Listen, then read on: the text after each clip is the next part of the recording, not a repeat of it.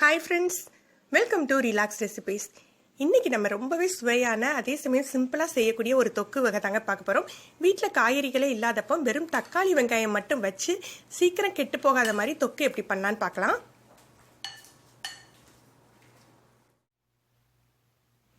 இதுக்காக நான் 1 கப் வெங்காயம் எடுத்திருக்கேன். அதாவது ஒரு வெங்காயம் எடுத்துக்கிட்டால் 3 தக்காளி எடுத்துக்கோங்க. அது உங்களுக்கு அளவு கரெக்டாக இருக்குங்க. ஒரு வெங்காயம் கட் பண்ணி வச்சுருக்கேன், 3 தக்காளி கட் பண்ணி வச்சுருக்கேன். அப்புறம் கொஞ்சமாக வேர்க்கடலை, தாளிக்கிறதுக்கு கடுகு, உளுந்தம்பருப்பு, கொஞ்சம் வெந்தயம், கருவேப்பிலை, காஞ்ச மிளகாய், மஞ்சள் தூள், பெருங்காயத்தூள், அப்புறம் மிளகாய்த்தூளும் உப்பும் எடுத்து வச்சுருக்கேங்க. இதை நல்லெண்ணெயில் தான் செய்ய போகிறோம், அதனால நல்லெண்ணெய் எடுத்து வச்சுருக்கேன். கொஞ்சமாக நல்லெண்ணெய் சேர்த்துட்டு நம்ம வேர்க்கடலையே வறுத்துடலாம். வறுத்த வேர்க்கடலையாக இருந்தால் கூட லேசாக இன்னொரு தடவை வறுத்துக்கோங்க. தோல் எடுக்கணும்னு அவசியம் இல்லைங்க. இந்த வேர்க்கடலை சேர்த்துக்கிட்டிங்கன்னா உங்களுக்கு நல்ல ஃப்ளேவர் நல்லாயிருக்கும். உங்ககிட்ட வேர்க்கடலை இப்போ ஸ்டாக் இல்லை அப்படின்னா நீங்கள் கடுகு உளுந்தம்பருப்பு மட்டும் போட்டு தாளிச்சுக்கோங்க. வேர்க்கடலை வறுப்பட்டாக்கில் கடுகு உளுந்தம்பருப்பு 2 வெந்தயம் மட்டும் போட்டால் போதுங்க. ஒரு 1/4 டீஸ்பூன் அளவுக்கு வெந்தயம் போட்டுட்டு கடுகு உளுந்தம்பருப்பு பொரிஞ்சாக்கில் 2 காஞ்ச மிளகாய் கிள்ளி போட்டுக்கலாம். காரத்துக்கு நம்ம மிளகாய்த்தூள் போட்டாலும் காஞ்ச மிளகாய் வாசத்துக்கு போடணுங்க. கருவேப்பிலை, இது எல்லாமே பொரிஞ்சாக்கில் நம்ம மற்ற இதெல்லாம் சேர்த்துடலாம். மஞ்சத்தூள், பெருங்காயத்தூள் சேர்த்துக்கோங்க.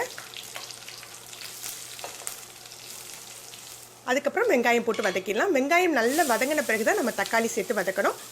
பொதுவாக நம்ம தக்காளி சாதம் 2 டைப்பில் செய்வோம். பிரியாணி மாதிரி பட்டை கிராம்பெல்லாம் சேர்த்தும் செய்வோம், இந்த மாதிரி ட்ரெடிஷ்னல் ஸ்டைலையும் செய்வோம். இந்த மாதிரி நீங்கள் செஞ்சு வச்சுக்கிட்டீங்க அப்படின்னா நம்ம ப்ரிசர்வேட்டிவ்ஸ் எதுவுமே சேர்க்காம 1 வாரத்துலேருந்து 10 நாள் வரைக்கும் ஃப்ரிட்ஜில் நம்ம கைப்படாமல் வச்சுக்கிட்டா ரொம்ப நல்லா இருக்குங்க.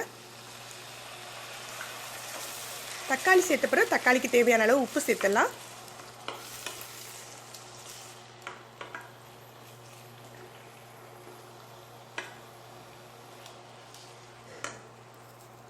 உப்பு சேர்த்து மூடி வச்சு வேக வைக்கணுங்க.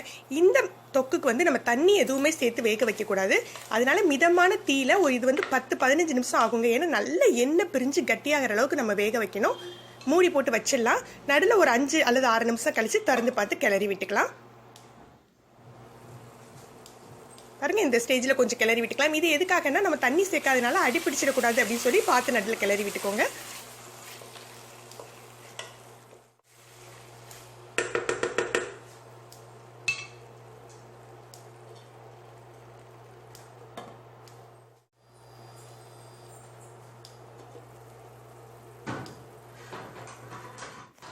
டோட்டலாக 15 நிமிஷம் ஆயிருக்கு. லோ ஃப்ளேம்லேயே வச்சு குக் பண்ணியிருக்கோம். எந்த அளவுக்கு எண்ணெய் பிரிஞ்சிருக்கு பாருங்கள். இதை நல்லா கிளறி விட்டுட்டு அப்படியே நல்லா ஆற வச்சு ஒரு பாக்ஸில் எடுத்து நம்ம வச்சுக்கலாம். இதை ஃப்ரிட்ஜில் தான் ஸ்டோர் பண்ணியிருக்கணும். ஏன்னா நம்ம ப்ரிசர்வேட்டிவ்ஸ் எதுவுமே சேர்க்கலைங்க. நீங்கள் விருப்பப்பட்டீங்கன்னா கொஞ்சம் நல்லெண்ணெய் எக்ஸ்ட்ரா சேர்த்து கிளறி வச்சுக்கோங்க. வடித்த சாதத்தில் ஒரு டேபிள் ஸ்பூன் அளவுக்கு நல்லெண்ணெய் சேர்த்துக்கோங்க. நல்லெண்ணெய் சேர்த்து லேசாக கிளறி விட்டுட்டு நம்ம தொக்கு சேர்த்துக்கலாம். 2 டேபிள் ஸ்பூன் அளவுக்கு தொக்கு சேர்த்துக்கோங்க. இந்த அளவுக்கு சாதத்துக்கு 2 டேபிள் ஸ்பூன் தொக்கு போதும். நம்ம தொக்கில் எந்த அளவு உப்பு சேர்த்துருக்கோமோ அதை பொறுத்து நீங்கள் சாதத்தில் உப்பு சேர்த்து வேக வச்சுக்கோங்க. இதை கிளறி விட்டாலே போதுங்க. திருப்பி நம்ம தாளிக்க வேண்டிய அவசியம் இல்லை. நம்ம தேவையான அளவு தாளிப்பு தொக்கில் ஏற்கனவே சேர்த்துட்டோம். பாருங்கள், சாதம் ரெடி ஆயிடுச்சு. இந்த ரெசிபி உங்களுக்கு செய்கிறதுக்கு ரொம்பவே சுலபமாக இருக்குங்க. ட்ரை பண்ணி பாருங்கள். எப்படி இருந்ததுன்னு கமெண்ட் பண்ணுங்கள்.